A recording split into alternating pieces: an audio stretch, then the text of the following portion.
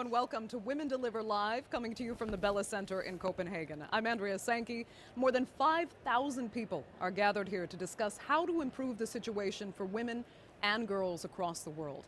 How do we best do this? Well, there are certainly more than a few answers, but one inarguable way, ironically considering this is a women's conference, is by engaging men.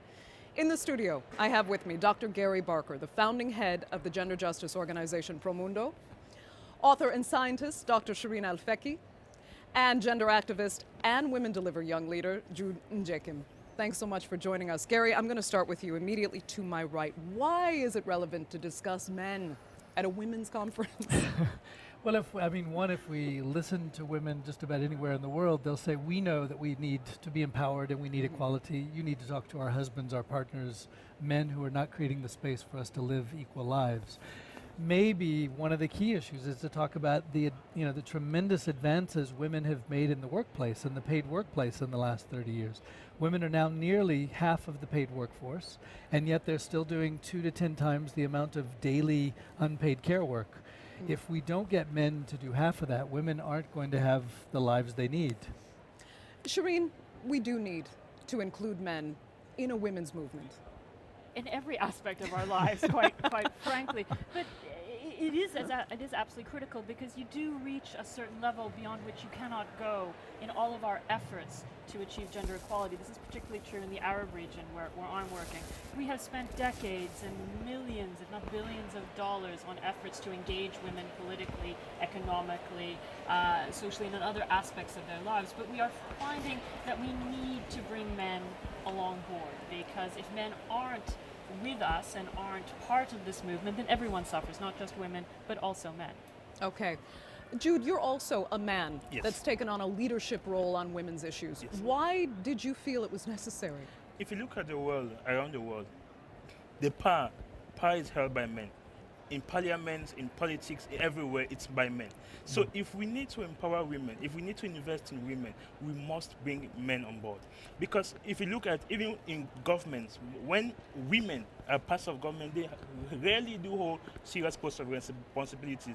They are Minister of Social Affairs. You never hear Minister of Finance being a woman. So the Minister of Finance, who is a man, sets the budget, sets the agenda. Minister of Education, who is a man, sets the budget, sets the agenda. So it's important to work with men, because they set the agenda, and there are far more men in offices, in executive offices, be it in parliament, government, and corporate, than women. So we need to work with men. Now, Shireen, you've actually written a book on intimate life in the Arab world and why it is crucial to changing the lives and advancing the cause of women in the Arab world. Tell us about that. Sex in the Arab world, one of the other great mysteries, along with men in the Arab world. Effectively, I use sexuality as a lens through which to understand society, because what's happening inside the bedroom is affected by politics and economics and religion and tradition and relations between gender and generations. But also the converse is true. What happens inside the bedroom also feeds into public life. So it's very hard to imagine how empowered women are going to be at the ballot box, for example, if they don't have the right to control their own bodies in the bedroom. Yeah. I mean, we spend all this time talking about men and women treating each other with respect and equality in the boardroom. But if they can't do that in the bedroom, how far do we think they're going to be able to achieve that outside? The personal and the political, the sexual and the political are intimate bedfellows, and I examine that in my book. What's interesting is that in the hundreds and hundreds of interviews I did over the course of almost a decade now, I talk to men and women, but it's mainly women you hear in my book, quite frankly because they had much more interesting things to say about sex than men. And that's because in part women we have to think about sex more from a biological perspective, but also from the perspective of regulation and control. As Jude said, it's men who set the agenda. It's men who have set the laws which control women's sexuality. It's men in the home who consider a woman's virginity, for example, part of their own masculine honor, and they must take care of it. And so this is why it's really important to look at what's happening inside the bedroom and to get men to talk about life inside the bedroom, and that's a lot harder than one would think. From a male perspective, Gary, do you agree? Does talking about our intimate lives have to be done? Should it be a priority? Absolutely. And if we think that boys are often raised not to talk about it, but to think sex is conquest. It's something you have to do. We often joke that there's a big gap between the number of sexual conquests or encounters we've had and the number that we tell our friends that we've had. Getting boys to talk about this is a key part of it, and particularly to talk about not just the biological, but to say, what does it mean to connect with another? What does it mean to be vulnerable and intimate? And surprise, surprise, to get boys to consider that they're also reproductive beings, that we also need to talk to our sons at early stages that you are part of a reproductive process. You also need to think about condom use, sexual health. We don't have the same thing for girls. For example, we have taking her to see a gynecologist in many parts of the world upon first menstruation. We don't have the equivalent for boys. Most of the time we're kind of left in our bedrooms to figure out on our own what's going on, or we talk to male peers who tell us, all kinds of myths and lies and falsehoods. We need to break down those barriers to build. But part of the problem in that is that so much of that intimate life is based on tradition. And the question is, how can you change tradition and traditional societies that often tend to suppress women when so many would argue that changing those actually threatens the very identity of that society?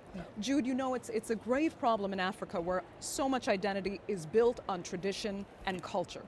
How do we approach that dialogue? You see, in communities, yes, as much as we want to agree that it kind of links to culture, but for example, what I did in some communities that I worked with, I found out that it's not just culture, it's just the men want to hold that power. They want to keep it to themselves. It's not culture.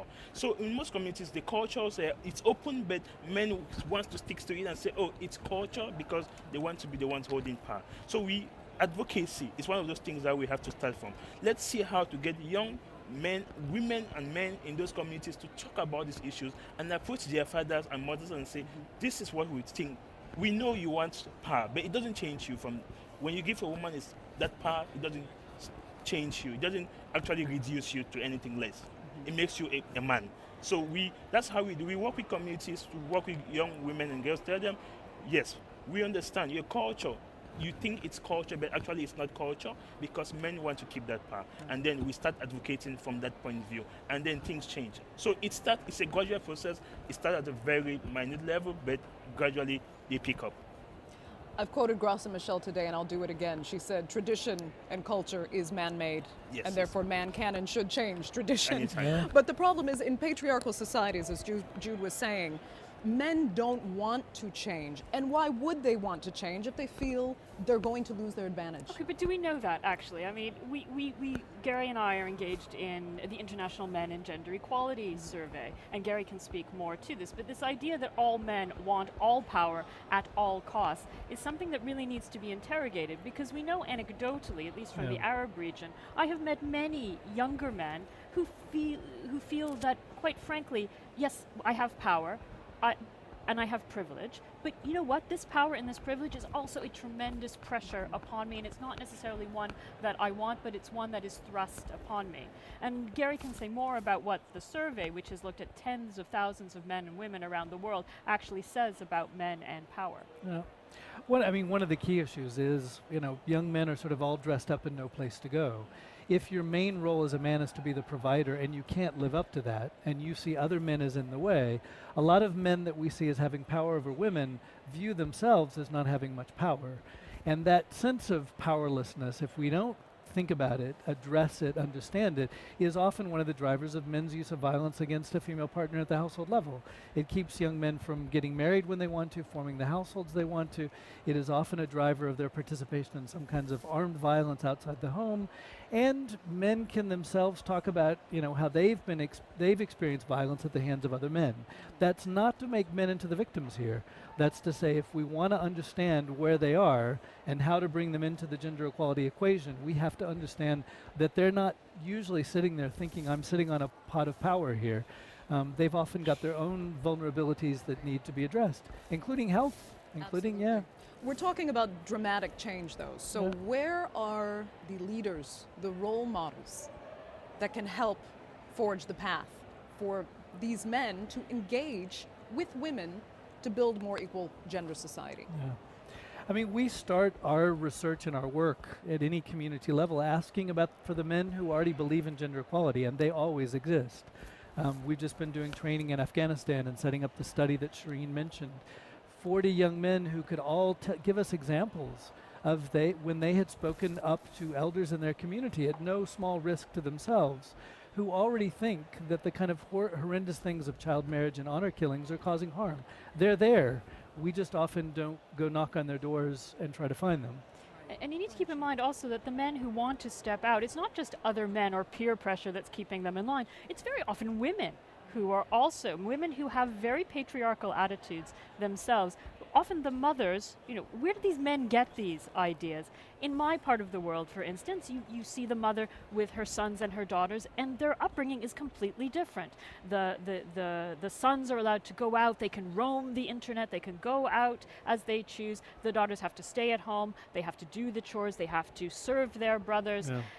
The inequality starts there, and often young men who want to break free from that find opposition even within the home, even from their own mothers. So it's a question, of course, of working with young men, working with men in general, but we also have to work with girls and with women to change their buy-in to the patriarchy, which at some level or another, they do benefit from. Because women can become their own worst enemies when it comes to women's empowerment. Go ahead, Jude. I just wanted to add that most times when we design programs that take women, young girls apart and young men apart. This is where the problem even starts. We need to look at programs that bring the two together, to work together. That is the beginning. The second issue is, yes, in so many cultures, men want to link up to their mothers, and their mothers sometimes direct them, tell them what to do. But I think if we go to communities, we'll see that there are a lot more young men who want to change things in their communities, but they don't know how to go about it, and sometimes they are scared. For example, me, when I talk about gender equality, the first question that most people ask me is, what is your stake? What do you stand to benefit? It's always like you must benefit something. And some young people, this takes them away, especially young men. They're like, oh, okay, I don't want to have problems with my community. But when you open up, you keep on speaking, and then you look at it. It depends on how you look at it. For example, when I meet a young man, I tell him, okay, take from an economic point of view, the pay gap. Will you want your wife to be paid less?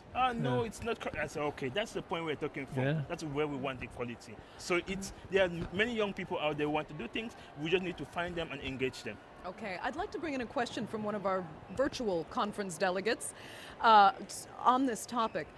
What are the points, arguments, stories that you found work best to persuade men who are extremely opposed to progressive women's interventions? What would be interesting to hear regardless of culture? Can you think of any maybe anecdotal stories of when you were able to argue with someone whom you never thought you could change their mind and they finally maybe heard you? Like I said, go ahead. Like I said, equality pay. Once I was on the radio, because I used the radio to reach out, so we're talking about gender equality, and somebody called in and said, you come with these Western ideas, you want to change our mindsets, you make our women lazy and things like that. And we're trying to explain it is not African. And so I said, okay, now let's talk about the pay gap. So I explained, what if your wife works in a company? She's more educated, she's better placed, but she's paid less. Why will you accept this? Oh no, it's discrimination. I said, that is the discrimination we're talking about here. So sometimes when you talk from a point that hits close to the heart, okay, ask for example, it's your sister, it's your sister who is paid less. Yeah. What will happen? When you hit from that point, then you see men starting to change things. Go ahead. I would say this is actually quite culturally specific, and I would say actually in trying to achieve this transformation of attitudes and actions, often rooting it in the culture, it can be very helpful. But I'm going to talk just generally about sex, as I do very often. So there is this impression in the Arab world today that sex is not something we talk about, it is haram, it's forbidden, it's aib, it's shameful. And yet, if one goes back to the history of Islam, we had no problems talking about sex. The Prophet Muhammad, for instance, talked extensively about sexual matters, and it was not just about men's sexuality, it was also about women's sexuality, and it wasn't just about all the problems as we discussed today, it was also about pleasure. There are real lessons in our history, and in particular looking at our religion, and this is really key for the point that Jude made. When Jude talked about culture, very often religion the religion is wrapped, it's wrapped up in it, and it's used to reinforce the culture. But if you go back to some of our foundational texts, and this comes also true to gender equality, I often remind men, for instance, if one looks at the life of the Prophet Muhammad, his first wife, Sayyida Khadija, she was a businesswoman in her own right. She was the real power in that household. Also his wife, Sayyida Aisha, fiery woman who used to lead men and in battle. Again, it's important to go back to some of our heritage and our history to appreciate that the closing down around sexuality or the narrowing around gender roles has not been like this for all time. There have been moments of openness, and I found it really beneficial, not to go back to the future, but actually just to remind people that we have had different traditions throughout our heritage, and those are worth rediscovering. I want to switch gears a little bit and move our attention toward the region we're actually in. Gary, I'm going to direct this to you. How much can countries like Denmark, Sweden to an even greater extent, lead the way, towards men's involvement in women's issues by investing in paternal policies? For example, granting months, not weeks, of paternity leave, taking some of the pressure off women to be primary carers and making men feel good about taking on what has traditionally been a more feminine role. Yeah. I can phrase it. Well, for sure, Scandinavia wins the world, the prizes. Well, one for gender equality. So if you look at the top of the charts, Norway, Iceland, Sweden, Denmark are always up there. One of the reasons you're up there is because men are doing a greater share of care work. You've not achieved equality, but it's pretty close, closer than any other part in the world, of men doing closer to half of the get your hands dirty, hands-on care of children every day, and a little bit of the housework. Not quite as much, but some of it. And I think paid parental leave, particularly with the quota, I think Sweden, Iceland, Norway maybe lead on that. Denmark could catch up a little bit on offering a quota that if the father doesn't use it, the family doesn't get it. And so what that does is send a really strong signal that we value what you do at home, caring for children, as much as we value what you do at the workplace. That's and we've followed that model in Brazil. We just got 3 months ago 20 days of paid paternity leave in Brazil passed. We cited in the bill examples from Scandinavia. So we do think you can use the data. You can hold it up and say, every country's going to figure out its own way, but we at least know that getting men to do a greater share of the care work has got to be part of that equation. Jude, do you think that's a model that could be adapted at all in Cameroon? Yes, it's a model that can be adapted, but we also have to look at the specific aspects in Africa, for example. So in some cultures in Africa, in some settings, the man is the primary source of income. So, and companies will generally not give you a paid paternity leave. So men will generally not want to do it. And so men are still of the opinion that it is the woman's role to take care of the child. So you must first of all change the mindset before you go for this law. Because when you go for this and you have not changed the mindset, these men will go out, will not come back home. They'll go somewhere else. So we need to first of all change the mindset. And that changing that mindset starts from the education at that very basic level. That's the point we should come from. Changing the mindsets, and then we'll be more prepared for the policy change. Okay. Shireen, is it that easy to change the mindset? Well, just back to the point of paternity leave, I mean, it's hard to argue that in a part of the world where we have 30% unemployment, and also we have a very low rate of female labor force participation. So again, as Jude mentioned, the context is specific, but I think my point of interest to Gary is, Gary, how long did it take in Sweden, for instance, to go from the introduction of this law to a significant proportion of men actually taking it up? It was a 30-year trajectory. So it took us 7 years to get that passed in Brazil, and actually the participation in terms of men's daily caregiving is actually gone down. So men are doing less still. So, to Jude's point, the law makes a difference, but it will first be used by those men who already believe in it, and we absolutely have to do all the community-based norm change, showing pictures of men doing this, getting men at the community level, the chef de colline onward, doing this. So yeah, agreed, it's not just passing the law, even in the Scandinavian countries. Absolutely, it does not happen overnight. We just have a couple minutes left, and I'm wondering if maybe we can just talk quickly about, from a broader perspective, what can be achieved. Draw us a picture of the actual changes we can see when we invest in women through men's engagement. If I look in Egypt, for instance, the question of sexual harassment, an astonishing 99% of women, according to UN Women, have experienced some form of sexual harassment in their lives, and clearly a very serious problem, and masking a similar problem in the home as well. And yet, what we've seen over the past 5 years or so in Egypt, and more widely across the Arab region, is a willingness to engage with these issues and to actually have a public discussion. What's been most interesting is that, of course, it has been women at the forefront of this. But we are now seeing men, and young men, coming to take their place alongside women, and we have fantastic NGOs like Harasmap and Basma in Egypt. We have Abad in Lebanon, which works specifically engaging men and boys on questions of domestic violence. And so it is possible, if you create the space for men and boys to have them engage. But creating that space requires a lot of energy and, quite frankly, a lot of imagination. And that's the challenge. Okay, I'm going to let you have the last word. What, a woman? What a woman with the last word? No, this really is revolutionary. It's so appropriate. It's so appropriate. But I think without the participation of men in this movement, we won't be creating equality. We have to do it together, or else we build toward a sort of gender separation. We need to work together to create the equality we want. Thank you so much, all three of you, for joining us. And thanks to our viewers for joining us as well at Women Deliver Live. You can follow us on Twitter, of course, and participate with your comments. Tweet your questions as well at the hashtag WDLive. You can also find us throughout the day right here on this channel. Thanks so much for joining us. Bye-bye.